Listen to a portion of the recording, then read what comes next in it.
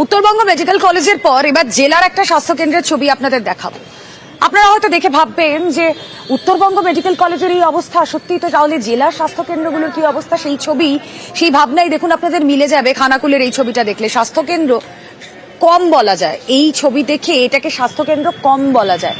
বলতে পারেন আপনারা ভুতুরে বাড়ি, আর চিকিৎসক মাঝে মধ্যে ইচ্ছে হলে আসেন, আর এখানে যারা ট্রিটমেন্ট করাতে আসেন তারা এসে দেখেন চিকিৎসক নেই, যথাযথ পরিষেবা নেই, ফলত তারা 25 কিলোমিটার দূরে আরামবাগে যান ট্রিটমেন্ট করাতে। তাহলে নামেই এই স্বাস্থ্য কেন্দ্র রেখে লাভটা কি? প্রতিনিধি শুভদীপ বোধহয় আরো ভালো বলতে পারবেন। শুভদীপ। একেবারেই দেখো রুমেলা, খানাকুলের প্রত্যন্ত এলাকা রঘুনাথপুর ঘোষপুর যে প্রাথমিক স্বাস্থ্যকেন্দ্র রয়েছে, সেই স্বাস্থ্যকেন্দ্রের এই মুহূর্তে পরিষেবা এক প্রকার নেই বললেই চলে। একসময় এই স্বাস্থ্যকেন্দ্রে কিন্তু ইনডোর পরিষেবা চালু ছিল, কিন্তু কয়েক বছর আগে সেই পরিষেবা একেবারেই বন্ধ হয়ে গেছে। কোনো রকমে এখন আউটডোর চলছে, যদিও চিকিৎসক 9 মাসে 6 মাসে দেখা মেলে, ফলে সাধারণ মানুষের পরিষেবা বলতে কিছুই নেই। আর ডাক্তার না থাকলে, পরিষেবা না থাকলে যা হয়, সাধারণ মানুষ এই হাসপাতালকে ব্যবহার করছে, কেউ গরু চড়ানোর কাজে, কেউ ঘুঁটে দেওয়ার কাজে, এবং যে কোয়ার্টারগুলো রয়েছে পরিত্যক্ত অবস্থায় পড়ে রয়েছে, ঘন জঙ্গলে পরিণত হয়েছে। এর ফলে যে এই যে ঘোষপুর প্রাথমিক স্বাস্থ্যকেন্দ্রের অধীনে কিন্তু 11টি সাব সেন্টার রয়েছে, সেই সব সাব সেন্টার থেকে কিন্তু রোগীদের রেফার করা হয় এই স্বাস্থ্যকেন্দ্রে, যদিও রেফার করার কোনো উপায় নেই। এর ফলে 25 কিমি দূরে আরামবাগে যেতে হয় সমস্ত রোগীকে। আর এই নিয়েই সাধারণ মানুষের ক্ষোভ জন্মাচ্ছে। রুমেলা।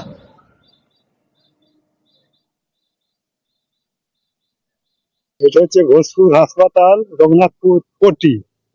এখানে মানে কোনো ডাক্তার নাই, হয় 15 দিন ছাড়া হয়ে আসেনে, 2 মাস ছাড়া আসেনে, বায়োমেট্রিক খুলে নে, পরিষেবা কিছুই পাওয়া যাবে না, ওষুধও নাই। ওই 2-4টে দিল, ব্যাস বলছে ওষুধ আসেনে, ওষুধ নেয়। বাচ্চা প্রসব এখানে তো হয় না, শুধু ওই ভ্যাকসিন গুলো দেয় ছেলেদের, আর ওই পোয়াতির দিকে ওই ওষুধ গুলো দেয় এখানে, তাছাড়া আর কিছু এখানে হয় না। প্রেসারে দেখাতে আসছিলাম, সর্দি বা ব্যথার ওষুধ আনতেছিলাম। ডাক্তার আছে না, তো কোম্পানিটা রাখলাম, নিয়ে আসো। আর কি আছে? আর কেউ নেই। তাহলে ডাক্তার দেখানো হলো না? না, প্রেসার মেপে দিয়েছে, কলকাতা পুরসভার আন্ডারে একটা ক্লিনিকের ছবি এবার দেখুন। হ্যাঁ, কলকাতার সেখানে পুরসভার যে ম্যালেরিয়া ক্লিনিক, তার হালও বেহাল।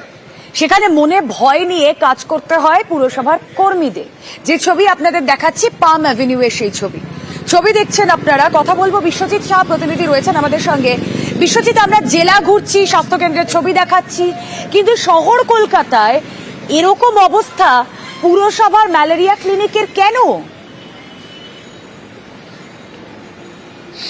একদমই, কলকাতা পুরসভা বললে হবে না, একেবারে খাস কলকাতা পার্ক সার্কাসের কাছাকাছি বালিগঞ্জের কাছে এই পাম এভিনিউ, এবং সেখানেই এই দুর্দশা। এবং দীর্ঘদিন ধরে এই স্বাস্থ্যকেন্দ্র চলছে। আগে নাকি এই স্বাস্থ্যকেন্দ্রে চিকিৎসক বসতেন এবং রোগীর চিকিৎসা হতো, সেখানে ওষুধ দেওয়া হতো, প্রেসক্রিপশন করা হতো, কিন্তু এই মুহূর্তে সেখানে শুধুমাত্র ব্লাড টেস্ট হয় এবং ম্যালেরিয়া সংক্রান্ত টেস্টই হয় এবং তার রিপোর্ট দেওয়া হয়। কিন্তু এখান থেকে ভেক্টর কন্ট্রোল অর্থাৎ মশাবাহিত রোগ নিয়ন্ত্রণের জন্য এখান থেকে বিভিন্ন স্বাস্থ্যকর্মীরা আসেন, তারা এখানে স্বাক্ষর করে তারপর তাদের কাজে বেরোন। এবং এই জন্যই এখানে 15 জন থেকে 18 জন কর্মী রয়েছেন এখানে, নিয়মিত তারা প্রতিদিন আসেন, এবং তাদের আশঙ্কা যে কোনো সময় চাঙড় খসে পড়ে এবং তাদের সামনে পড়েওছে এরকম। এবং রবিবার বলে সেই দিনকে তারা রক্ষা পেয়েছেন, বেঞ্চ এবং চেয়ার ভেঙে গেছে, এবং তারপর পুরসভার যিনি চিকিৎসক ছিলেন তিনি কোনো মতে কোথাও থেকে ফান্ড জোগাড় করে কোনো রকম সিমেন্ট বালির একটা প্রলেপ দেওয়া হয়েছে। জোড়াতাপ্পির এই ভবনেও এখনো নিরাপদ নন কর্মীরা, অন্তত তেমনটাই জানাচ্ছেন। স্বাস্থ্যকর্মী যারা রয়েছেন তারা বাড়ি ফিরতে পারবেন কিনা কাজে এসে, সেই আশঙ্কাও প্রকাশ করেছেন। পাশাপাশি পুরসভার তরফে এই সাফাই দেওয়া হচ্ছে যে এইখানে যে জমিতে রয়েছে, অর্থাৎ 10 ফুট বাই 12 ফুটের একটা ঘর এবং সামান্য জায়গা রয়েছে, সেখানে বড় স্বাস্থ্যকেন্দ্র তৈরি করা সম্ভব নয়। তাই এই স্বাস্থ্যকেন্দ্র মেরামতি করা, এবং এই স্বাস্থ্যকেন্দ্র যেহেতু তৈরি করা সম্ভব নয়, তার থেকে একটা দূরত্বে সেটা তৈরি হচ্ছে। এমনিতে এই ওয়ার্ড অর্থাৎ কলকাতা পুরসভার 65 নম্বর ওয়ার্ড, সেখানে 65 নম্বর ওয়ার্ডে একটি ইউপিএসসি রয়েছে এবং সেই ইউপিএসসি নিয়মিত চলে, সেখানে চিকিৎসা করা এই স্বাস্থ্য অবস্থার কেন্দ্র কোনো পরিবর্তন অতি দ্রুত হয় কিনা খাস কলকাতার একটা ম্যালেরিয়া ক্লিনিকে আমাদের নজর থাকবে। এটা মাঝে মাঝে ভেঙে ভেঙে পড়তো, ছোট ছোট চাট্টানগুলো ভেঙে ভেঙে পড়তো। হ্যাঁ, ভয় লাগতো। তারপরে আমাদের ম্যাডাম কিছু টাকা ফাঁকা দিয়ে নিজের থেকে এটাকে প্লাস্টার করে দিয়েছে। না, একটা বড় চাট্টান ভেঙেছে। এটা তো আগে ছিল মেডিকেল সেন্টারও ছিল, আজ থেকে 50 বছর আগের। এইটা এই যে অবস্থা দেখছেন এখন, তো তবু আমাদের যে ম্যাডাম ছিলেন, কাকুলি ম্যাডাম ছিলেন ডক্টর, উনি তো কিছু এটা রিপেয়ারিংয়ের জন্য কিছু নিয়ে কাছ থেকে ফান্ড দিয়ে এইটুকু করিয়েছিলেন। আমাদের বলেছিল যে ওইখানে একটা বাড়ি তৈরি হবে, হ্যাঁ, এটা উঠে যাওয়ার কথা। আমাদের সবাই যদি একসঙ্গে হয়ে যায়, বসার জায়গা থাকে না। বিপজ্জনক তো অবশ্যই, এটা এখন তো কিছু বুঝতে পারছেন না, মানে জলও পড়ছে, মানে আমরা বুঝতেও পারছি না, পুরো এগুলো সব ভিজে যায়, অবস্থা খুবই খারাপ। এখন শুধু রিপেয়ার করে দেব, তারপর আমরা ওটাকে চেষ্টা হচ্ছে পুরো ভেঙে আর একটু বড় করে, কিন্তু জায়গার অভাব বলে ইঞ্জিনিয়ারদের নাম কথা বলেছি যাতে কোনোভাবে যদি একটু তলা হোক। একটা ডাম্পিং গ্রাউন্ড তা তৈরির মধ্যেও অনিয়মের বিস্তর অভিযোগ। খরার পুরসভার বিরোধী অভিযোগ নাকি কোটি কোটি টাকার দুর্নীতি হয়েছে, এমনটাই অভিযোগটা ঠিক কি, এ নিয়ে তদন্ত কি আদৌ শুরু হয়েছে জানার চেষ্টা করি। প্রতিনিধি সুকান্ত চক্রবর্তী রয়েছেন সঙ্গে। সুকান্ত,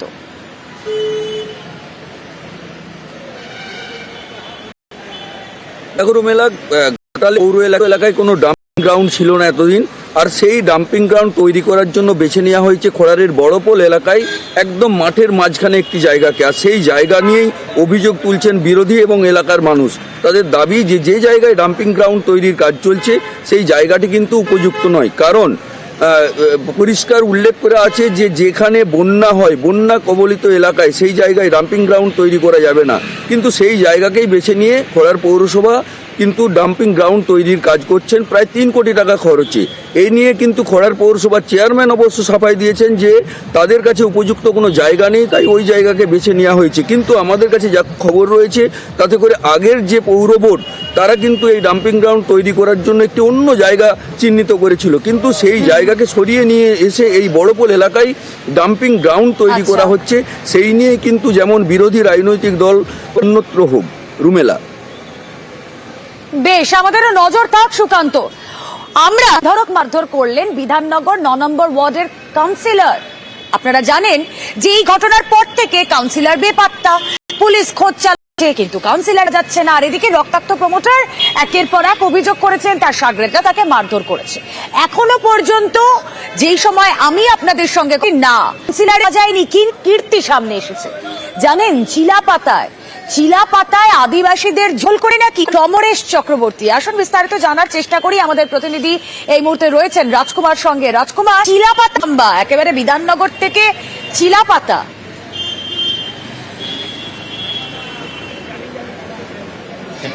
একদমই রুমেলা, বিধাননগর থেকে একেবারে চিলাপাতা পর্যন্ত হাতটা যে লম্বা, সে এই রিসোর্টের ছবিটা দেখলেই কিন্তু পরিষ্কার হচ্ছে। বিশাল বড় ঢাউস, কোটি টাকার উপরে সম্পত্তি। এই সম্পত্তিতে যে যোগ রয়েছে সেই অভিযুক্ত কাউন্সিলরের, এবং যেটা চাঞ্চল্যকর অভিযোগ, এই যে জমির উপর এই রিসোর্টটি তৈরি করা হয়েছে সেই জমি আদিবাসীদের ছিল, এবং আদিবাসীদের জমি কিন্তু কেনা বেচা করা, আদিবাসী কেউ কিনতে পারেন না, কিন্তু এই আদিবাসীদের জমিও কিন্তু এই একেবারে প্রভাব খাটিয়ে তিনি কিনেছেন এবং কিনে তাতে রিসোর্ট তৈরি করেছেন, এমনটাই কিন্তু অভিযোগ উঠেছে। এবং এই অভিযোগকে ঘিরে ইতিমধ্যেই কিন্তু চিলাপাতাতে চাঞ্চল্য ছড়িয়েছে। রুমেলা, এই জমিটা তো এককালীন আমাদের ছিল, তো এই জমিটা আমরা বিক্রি করেছিলাম 15,000 টাকা পার বিঘা, ছলে বলে কৌশলে নিয়েছিল। আমরা বলেছেন আমাদের ট্রাইবেল কীভাবে জমিটা বিক্রি হয়েছে, না আপনাদের ট্রাইবেল না, আপনাদের জেনারেল, মানে হুমকি দিয়েছিল। যারা নিয়েছেন তারা তো আবার শুনি নাকি ওনারা প্রভাবশালী ব্যক্তি, কলকাতার কাউন্সিলর। আমরা চাই এটা সরজমিন তদন্ত হোক। এটা আমার দিকে নেই, হেল্প টুরিজম থেকে নিচ্ছে। আমি এখন হেল্প টুরিজমের মধ্যে নাই আর কি, ওটা হেল্প ট্যুরিজমের আমার পার্টনারশিপ ছাড়ার পরে হেল্প ট্যুরিজমের আন্ডারে ওই জমিটা চলে গিয়েছিল। হেল্প ট্যুরিজম জমিটা বিক্রি করেছে, ওই নর্দার্ন কিনেছেন।